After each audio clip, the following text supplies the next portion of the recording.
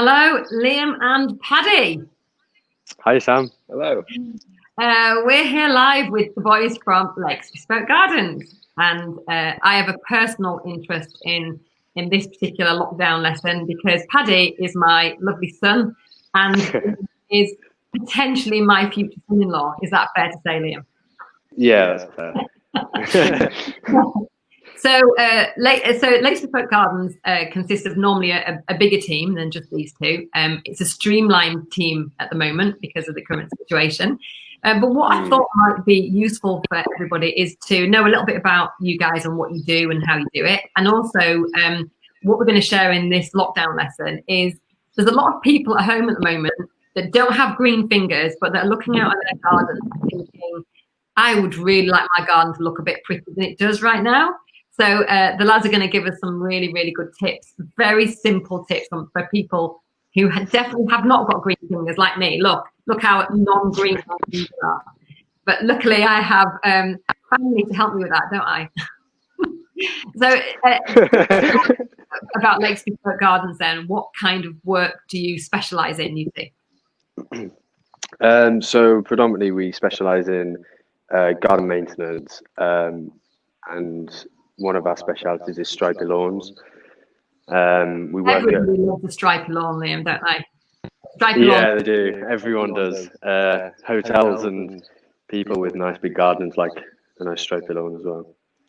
And Paddy, you are a bit OCD. I can say that because you're my son. I can definitely say that. Your stripes are pretty much perfect, aren't they? You take great pride in your lawns. I get a bit obsessed, yeah. Just stand away from each other a tiny bit because you're just echoing in each other's ear pods. That's all. That's it. Thank you. So you specialise in as well the larger garden usually, so hotels and gardens, but also people. I mean, there's a few people in the lakes that are lucky enough to have sort of an acre, 2 acre, or even 3 acre gardens, and so they need a lot of maintenance. They need a lot of grass cutting and things like trees in the garden, that kind of stuff. But for those people with smaller gardens, they can quite often see their entire garden out their window. I'm a bit like this. I've only got a terrace, but I can see it all out my window. And when something doesn't look right in it, it really bothers me. And when you're in the house a lot at the moment, as everybody is, then that's going to bother people even more, isn't it? Absolutely. So what kind of things do we want to look out for in the garden then? What kind of things do we want to make sure that are looking great? So one thing mainly, as many people do, have a lawn in their garden, and hang on, can you hear anything? I can't hear anything. Try putting that in. I get the odd word. Okay. I think we're far away from the phone. Try moving it closer to the phone. I get the odd word. See if that works. Can you hear that now? You carry on while we're trying to sort out Paddy. Right, yeah. So anyway, we're cutting the grass. Cutting the grass can be quite a big impact. And our extra tip to make it, because you can cut the grass and just do it really quickly with a mower. But if you have a strimmer and edging shears, they both make the grass look 10 times better than just cutting it with the mower. And if there's any slabs or a pathway that goes through the grass, it's always good to keep each slab looking really neat and tidy as well. What can you hear now? I can't hear anything. You can't hear anything. Okay, we'll pass on our questions, Paddy. We'll let Paddy do. See if that works. We've been playing around with this audio back in the garden. Audio back Good. I can hear again now. Okay. Right, and the next tip. So we've got the grass cutting. That's make sure that the grass looks amazing, and your tip actually on that is to do it regularly, so it doesn't get too long and doesn't get a tear and doesn't get if it gets too long, it's really quite hard, isn't it, to get it looking neat again. You have to kind of do it a few times, and also to do the edges as well. Sorry, go on. Yeah, it gets a bit discoloured when you leave it for so long in between cuts. It can just let it go quite yellow underneath. So to promote nice, healthy, fresh growth and it looking nice and green overall, then you should try and aim to do it weekly if you can, or fortnightly if you're really feeling lazy about it. But that's about the limit, though. Really, any further than a fortnight. Yeah. What makes it grow faster, Pad? What makes it go faster? Yeah, what makes it grow faster? So should we be cutting it more often when it gets wetter more, or how does that work? Well, if it's nice and warm in the summer, but we get a lot of rain as well, then that'll accelerate growth quite rapidly. So it'll definitely need doing weekly then, and you'll see quite a big difference in the growth speed. Okay, great. So, okay, so that's in the height of the season, if we get a lot of rain and it's really warm, then it can be growing particularly fast that time of year. Right. Yeah, I did notice it last summer when it had like lots of rain and then lots of sun and lots of rain, lots of sun. It just seemed to go a bit bananas, didn't it, in the garden? It did, yeah. Which is great for us. Yeah. Okay, so let's go to, so that's tip 1, getting your lawn looking nice. What's tip 2? Weeding. Tip 2, weeding. Yeah, your borders. Your borders just need keeping on top of, really, to keep them weed free, to eliminate competition for the plants that are supposed to be there, and to stop them from spreading, obviously, as well. So with regards to sort of, if you don't know what your weeds are, really, then it's more or less just anything that looks out of place to you, and you don't want in there that doesn't look like it's doing much. So in a nice simple garden, it's pretty obvious, because all the major shrubs you keep. What do you mean? What do you mean by competition from other plants? So they take up the nutrients in the bed. They consume the nutrients in the soil within the bed, and if the bed's overrun with weeds, then the plants start to sort of suffocate, so to speak. They don't grow very healthily. So if you keep the beds nice and clear, then they can breathe nicely, and promotes nice growth. Liam, you had a tip actually about when to do the weeding, didn't you? Yeah, so we find it much easier to weed when the ground's very dry. So if there's a cluster of 3 or 4 days where it doesn't rain, there's a good chance to get into the garden and do your weeding. The weeds just pull out much easier. Yeah. And it's not as mucky. To a degree, though, on that point, if you do it when it's been sort of dry for quite a while, then the ground can be like concrete. So yeah. It's there's a happy medium. So there is a perfect time to do the weeding, and it's when it's not too wet and boggy, and when it's sort of dried out a bit, but only to a degree where the ground's not gone all sort of cracked and like concrete. So now he's still soft. Sorry. What's it like today? What's it like today? Today's perfect. Yes. Really. Yeah, absolutely. Today is a great day. Warm. The ground's not waterlogged at all. It's nice and dry. And the ground's not baked, so the soil's still fairly soft to get all the roots out of the weeds. Yeah. Oh, brilliant. Okay, so today is a good day to get out in the garden, guys. All right, so that's number 2. Absolutely. Number 3, we're going to talk about pots, I think.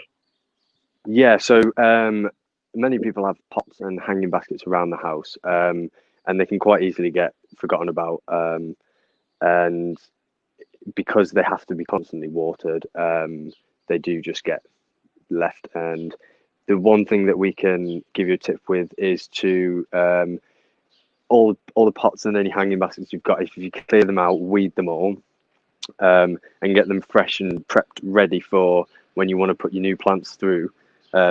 Now's a good time to do that, isn't it? Yeah, absolutely. Perfect time to do it, especially with all the plants that have been. Yeah. So with your pots and your baskets, just to keep them weed free, basically. Yeah. And have the same as with your beds, so the soil's nice and fresh in there. And there's no weeds, signs of weeds starting to take over and harm the growth of the plant that you want in your pot, or plants that you want in your pots. And with them being pots or hanging baskets, they should be fairly easy for you to do, because you should know what's in there as well, because obviously you've chosen to. Yeah.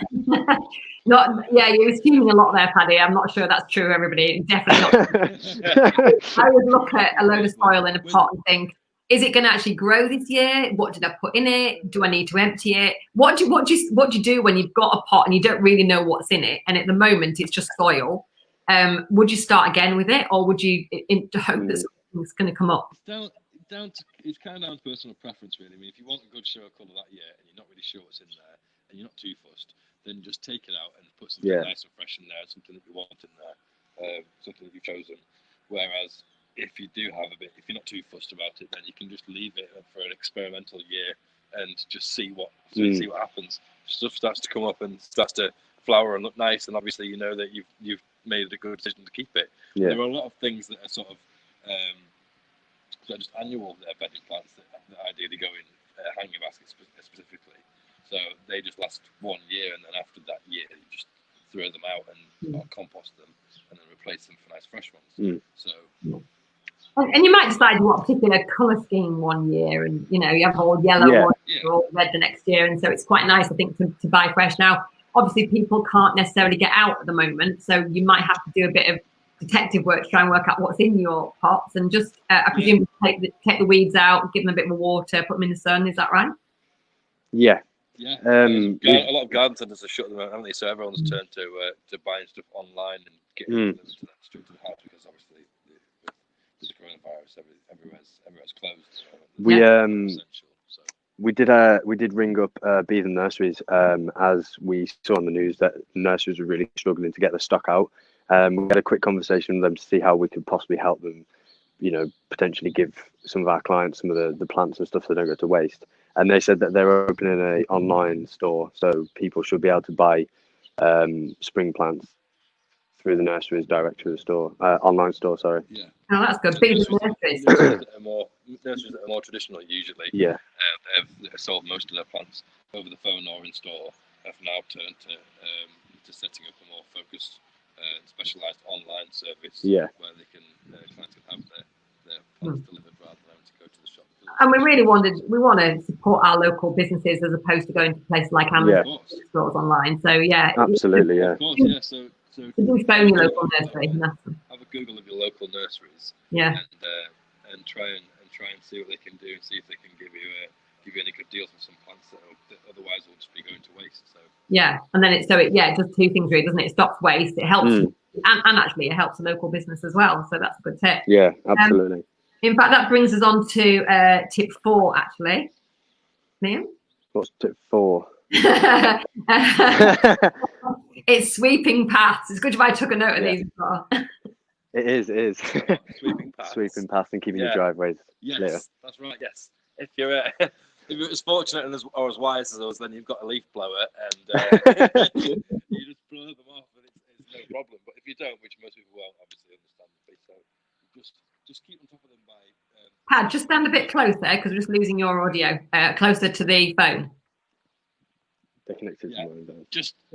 Obviously, just nice, quick and simple is just to sweep or rake off your pathways and your driveways, so that there's no debris on there, odd sticks and leaves and stuff, and that can make a real big difference to how neat and tidy the place feels. Just sweep them off into a pile, chuck them in the bin or whatever, and that can make a huge difference to how tidy the place feels. So that's a nice, easy, simple one to do to keep on top of. What do you do if you've got bits of sort of debris and grass cuttings and stuff on gravel? I've never known what to do about that, because is that your nightmare? You just pretend you haven't seen it. We obviously don't do that. You try and rake off the worst without disturbing the gravel too much if you can, and then just rake it around. And if it's only like small bits of dead leaves and stuff, then just try and rake off the worst, and then the rest of it just sort of rake it around and rake the gravel back and rake the gubbins into the bottom layer, and then scrape it back. So just sort of disperse it into the gravel, really. And that makes a hell of a difference. As you're doing it, you'll feel like this is a bit pointless, it's not going to achieve anything. But when you look back at the finished product, it actually makes quite a big difference. So it can make gravel look a lot fresher. And that actually, we had one of our lads that's that. That's where the leaf blowing comes into its own, I presume, because the blower can actually get the debris off the gravel without disturbing the gravel, can it? Absolutely, The gravel's obviously heavier than a leaf, for example. So if you just blow it lightly, then the leaf gets picked up and the gravel gets left behind.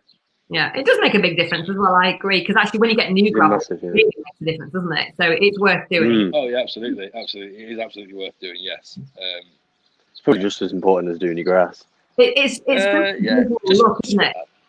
Just for the look, aesthetics of the property and the garden and how it's going to feel. Then having your gravel nice and clear and mess free is just like having your carpet hoovered in your house. So I don't think much about either. Okay, let's go on to shrubs. Number 5. Talk to us about shrubs. Shrubs. Shrubs. So it's a funny time of year really for shrubs. The majority of them want pretty much leaving this time of year because obviously with spring upon us, they're all starting to flower. So most things will need just completely leaving until once they're finished flowering or the back end of the season towards the end of summer, and then they can be trimmed and shaped up to your liking. There are a few things that can be. You just have to look out for buds. It's little small flowers and flowering buds on the shrubs. Look out for. If you can't see any on the shrub that you really need to give a good little haircut to, then knock yourself out and go for it. If you're not bothered about it flowering that year, that's why we say to not, because you can if you obviously cut the flower buds off, then you're going to lose the flowers for that year on the given stems that you've cut them off. So if you're not too phased about it and you really need to give it a good haircut, then plow on. But if you really want it to flower that year, which ideally the plant wants to flower that year, then they can leave it until it's finished, or just take off the odd one so that you're not going to hinder it too much. And then once it's finished flowering, you can see signs of all the flowers have died. Then chop away as much as you like. Yeah, and then anything without any buds on it, like laurels or conifers or anything like that, and they're a bit out of shape, they're absolutely fine to give a quick trim up and a bit of a shape if you fancy going. Yeah, there are a lot of it's just common sense when you have a look at it to have a look for flowering buds. If you can't see any buds all over it and it doesn't look like you can't remember it's flowered before, then it's probably all right to just trim up to your liking. But if you can see it's covered in buds, then obviously there's a very good chance that they're going to be flowers. They're going to go into flowers in the next few weeks. So ideally, you don't want to cut those off because it's going to. What's the shrub next to you, Paddy? The one with the red leaf. You embarrass me now because I don't know what. We chose a poor shrub in front of. Put you on the spot there, sorry. Okay, let's move on. So Liam, I just want to talk to you about just your audio is a bit better at the moment. At the moment, so Danny's asking, is it too late to prune a buddleia? So is it too late to prune a buddleia? Yeah. So what you're saying is it might be a little bit too late, is it? No, not really. No, it's the start of the growing season. So with a plant like a buddleia, then you can trim away. Really, give it a good hack. Yeah. And it'll still grow and flower afterwards. Yeah, it should do, absolutely. Yeah. As long as you're not hacking it right down to the ground, so there's nothing left of it. Then, within reason, if you're just sort of taking a little bit off, then it'll flower absolutely fine this year. It's only just started. Okay. Yeah, they've only just started. Liam, I just want to talk to you about working practices, and also we've got a couple of offers to make, haven't we? So, firstly, obviously, you guys are still working, and a lot of people can't work. And some people might think that gardening is. Danny said, "I'll get my wife onto it." That gardening, good lad, non-essential. But actually, you could argue that it is essential for our mental health. Look out on a beautiful garden, and also there's a lot of hospitality companies that cannot leave their garden for months on end. And that can be a bit of a problem for them. So you are taking measures, aren't you, to make sure that you safeguard yourselves and other people. Can you just talk us through some of the measures that you've got at the moment? Yes. So currently it's just Paddy and I working out in the gardens. We both live separately, but then we both keep our distance at work. We are only doing online payments, which we send through email. We've got hand sanitizers, antibacterial wipes in the vans. We're not using any of the clients' equipment, like say if we need an extra wheelbarrow or something like that. We're not using anything that's the clients. We're only using our own equipment. Having no direct contact as well, which has been a bit awkward for the past few weeks, but we're just keeping it very safe. Time, can't you? And shouting through the window and all those kind of things. Yeah, exactly. We had a client that popped her head out the window. We had a quick conversation about what she wanted doing, and then we just cracked on with it. Sent the invoice, and there's no contact whatsoever. Otherwise, it's just business as usual, really. Yeah, it hasn't had much of an effect on us, really, has it? So, no. Very lucky there. Yeah.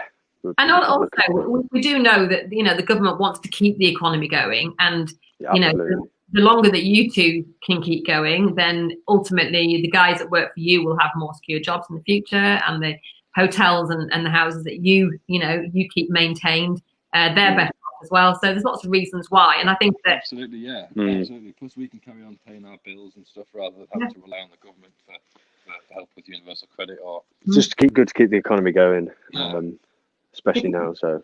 Yeah, it keeps South Lakes businesses going, and I think that's important as long as you're safe. And you two have both been in isolation for more than 2 weeks now, so other than working, you're keeping yourself safe. So that's good.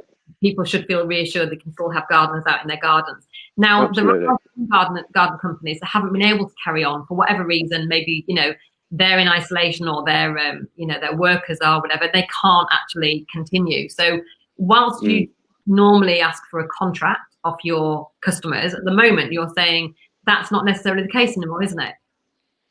Yeah, we're happy to help whoever and anyone that really needs the help.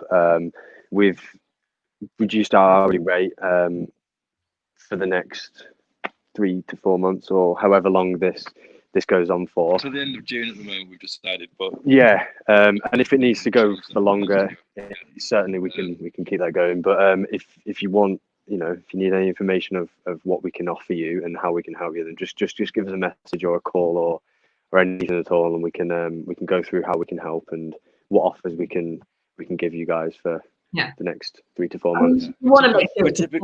We reached a point with our clients where we stopped taking on new clients that weren't happy to take on a contract with us. So we would only have all of our new clients on contracts, whereas we've scrapped that for the time being to help people out with filling in for people who maybe the gardener doesn't want to leave their home because they want to self-isolate, or they've actually contracted COVID-19, so they have to stay at home. So we're happy to then help out and step in for the gardeners, where just as a temporary measure, as a temporary measure, So you don't have to have a contract with us. And it's no reflection. It's no reflection, is it, on the garden services that they've been having? There's some very good gardeners. Absolutely, yeah. This is just really. Yeah, I mean, they might be 100% happy with their gardener already, and that's absolutely fine. It's just to keep the garden going through the next 2 to 3 months when their gardener cannot do it, and we don't want to leave the garden, and then when their gardener comes back, he's kind of a bit disappointed because it's kind of. You can just have a knock-on effect if the garden gets left completely for, say, until June. Could be until the end of June now. Then the garden can be becoming quite disarrayed then in that amount of time. That can potentially ruin the show of the garden for the rest of the year. It could take a whole year then to recover from that, really, without especially being right now in spring, and just let it sort of let it naturally heal itself with regards to the grass. I mean, after 3 months, the grass would be like knee height. So and when you cut that, you can have nothing left. It'd need quite a lot of sorting out, and the weeds would obviously be rampant in the borders and stuff. It would create so much work and so much hassle to try and to undo that. That 3-month break. That it really is worth trying to keep the gardens under control while we go through this time. So to summarise, we're happy to help as an interim while other gardeners have this time off. So if anyone needs any help, then give us a shout. So the other thing that, thank you for that, and the other thing that we were talking about this morning which is a really kind offer, that you and Liam would like to help out any NHS workers or any particular key workers or anybody who's just vulnerable at the moment, who might not have the money to be able to pay out for a professional gardener, but you're happy to offer an odd hour or two in a few local gardens. I'll say there's no limit at the moment, but that could change depending on the demand. But if you know anybody, if anybody knows anybody who is a key worker, NHS, nurse, doctor, anybody that's on the front line at the moment that has, whose garden is not going to be their priority over the next few months, or somebody who is self-isolating and literally cannot get into the garden because they're poorly or they're looking after somebody who's poorly, then you'd like to help, wouldn't you? And you're going to offer a few free hours around the community. Absolutely. Even if it's just an hour to do your grass quickly or whatever it is you need. We have a limited number of free hour-long slots to help out key workers and in particular NHS workers over the next few months. So if you really need a hand, then then please do get in touch, and we'll be doing our best to help everyone we can, and see how many people we can get helped. That's a really good offer. I think people will really appreciate that. Thank you. And obviously, if it starts more hours than you've actually got in a week, then you might have to revisit it. But for now, you've got a few hours each week that you can offer in the South Lakes. Yeah, and we've moved to working on Saturdays recently to keep up with the demand. As we're fairly busy, but we'll do what we can. Yeah.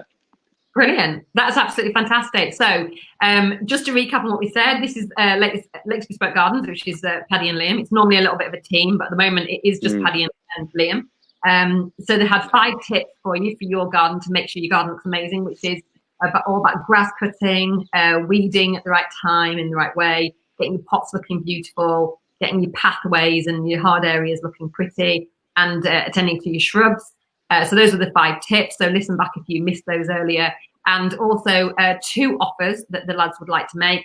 One is that, and also how you're keeping safe, sorry. So you're doing FaceTime consultations, you're doing digital communication, and you're not using any tools that belong to the owner, and you're disinfecting things like gates and stuff like that as you go. So that's all good. And the offers that you made, 2 really kind offers. One is you don't have to get a contract if you just want an interim cut or an interim bit of garden maintenance. So if you or anybody you know has got a big garden or a hotel garden or guest house garden or anything like that needs a gardener right now, maybe you normally do it yourself and you can't because you're self-isolating, then the lads would love to help you on a one-off basis and a reduced hourly rate. So that's really kind. And the second thing is for any NHS workers or key workers or vulnerable people that would benefit from an hour or 2 free gardening in the South Lakes, then Paddy and Liam, subject to availability, will be happy to help. And that's it, I think. I don't think I've missed anything of that. Nope. Absolutely nailed it, yeah. All right. Well, thank you very much, guys. Thank you very much for coming on. Our pleasure. And we'll put the contact details in the post as well so that everybody can see how to get in contact with you. So stay safe and keep getting those gardens looking beautiful. Will do. Bye for now. See ya.